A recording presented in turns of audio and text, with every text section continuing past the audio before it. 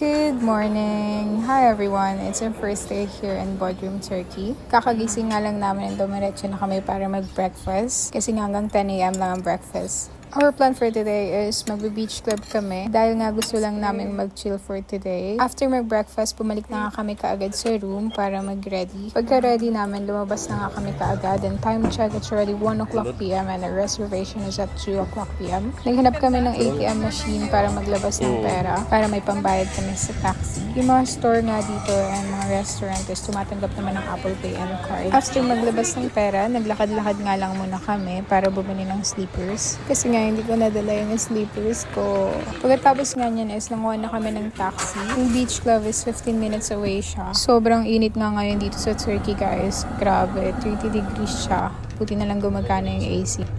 By the way, kagabi pa kami nandito. So, lumapag kami around 11 p.m. And 40 minutes nga yung biyahe from airport to our hotel. Yung tinutuluyan nga pala namin is nasa city center siya. So, very accessible siya sa lahat. And if may pupuntahan kang malayo, hindi ka na din mahihirapan maghanap ng taxi kasi nakapila na sila lahat sa labas. Oh my gosh, look at that view! Gosh, it's giving Greece vibe. Well, anyways, we're here na. Grabe. Sobrang ganda ng view. Oh my gosh, sobrang taas nga nito. So, pababa kami at the moment. Grabe, amaze na amaze kami ni Allen sa mga nakikita namin ng mga time na to. Sino mag-aakalang makakarating tayo dito? Thank you, Lord. Hanggang dito na nga lang yung taxi kasi hindi na kayang bumaba sa sobrang taas niya. From here, susunduin na nga lang tayo ng baggy na provided na ng beach club. Well, restaurant din naman siya, but we choose the beach club instead kasi nga gusto namin mag-chill para makahiga. And yes, ayan na yung baggy natin dumating na. Grabe, sobrang ganda ng view. Tignan nyo, nakikita nyo ba yan? Next time, kayo naman. Makatakot nga yung daan dito. Sobrang sikip niya. Hindi ko siya ikakat para makita nyo.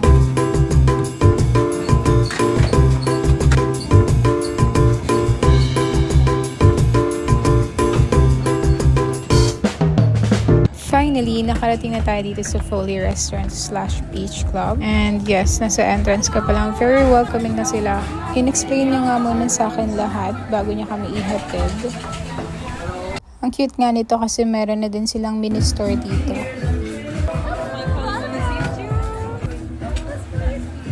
So here's our cabana. So cabana yung kinuha namin para makahiga kami and makapag-relax. For some reason, mas mura itong cabana kaysa sa mga sunbed na nandyan sa harap. Usually kasi sa mga pinupuntahan namin mga beach club, mas mahal yung mga ganitong cabana. Anyways, dito sa pinuntahan namin beach club, wala siyang entrance fee but there's a minimum spend of 150 euro. Hindi naman kami pala inom ni Allen so in-spend namin siya mostly sa food. Medyo busog pa nga kami so order muna kami ng drinks. I ordered a non-alcoholic drink and si Allen nag-beer lang siya. He ordered fresh fruits as well for pika-pika. Nag-stay nga kami dito ng 3 hours. So, dapat 11 a.m. nandito na kami. Pero nga, late na kami nakalabas. So, in-adjust ko yung reservation namin ng 2 o'clock instead. Super happy si Allen and nilapitan ko na nga siya. And sabi niya sa akin, alam niya na daw kung bakit ako lumapit. After picture taking, bumalik na nga kami sa cabana and pinababa ko sa kanya itong mga curtains.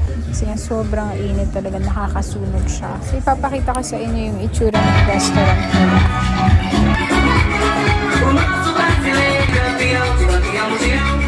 Anytime soon, mag-start na nga yung event nila. So, may DJ and may mga magpo-perform. Hindi na kami papasok ni Allen sa restaurant kasi nga sobrang daming tao. So, makikisilip-silip na lang.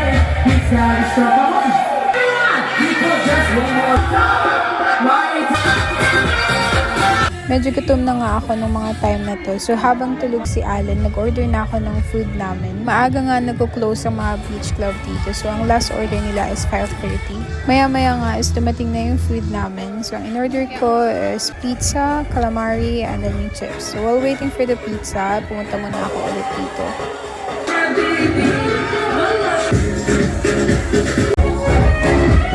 Pagbalik ko nga is dumating na yung pizza so ginising ko na si Allen para makakain na kami. After nga namin kumain is nag-aas na kami kaagad ng bill and habang nag-aantay, sumilip muna ako ulit dito.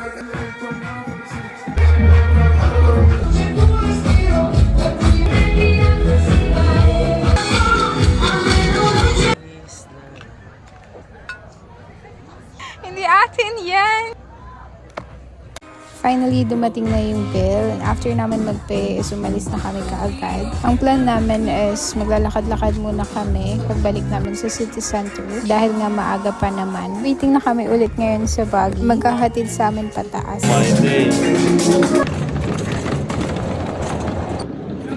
Pagdating nga namin sa taas is nagkakagulo sila. May sinampal daw ate. But anyways, hindi tayo magiging chismoso for today's video. Pabalik na nga kami sa city center. Super haggard na. Ganda-gandahan muna tayo mga sister. Ito nga yung view na nakikita namin on our way back. Sobrang ganda. And ayan na nga, nakabalik na kami dito sa city center. And naghahanap kami ng pwedeng matambayan. Pero nga hindi na namin matake yung init. So we head back to the hotel. So pagkabalik nga namin is nagpahinga muna kami.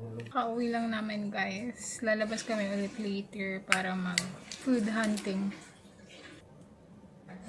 Time check 8 PM na, napahaba ata yung pahinga namin. Paggabi dito, sobrang busy ng street. Talagang sobrang daming tao.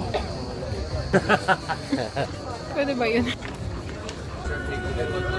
Kakalakad na namin is nakarating na kami sa port. And ang cute kasi meron kami naka-encounter na Turkish pero marunong siyang magtagalog.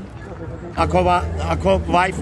Ako gusto. Batangas. But other bahay? Ang cute. Sabi niya meron daw siyang Filipina na wife. But anyways, andito na tayo. So nakapili na kami finally ng kakainan namin. And super cute niya. Tabi lang din siya ng beach. Dorado, sea bass, grouper, red mullet, red snapper, the lobster. Like this, calamari. Hindi nga kami makapili kaya dinala niya na lahat. Hindi sila masyado ma-English dito pero yung service nila is grabe.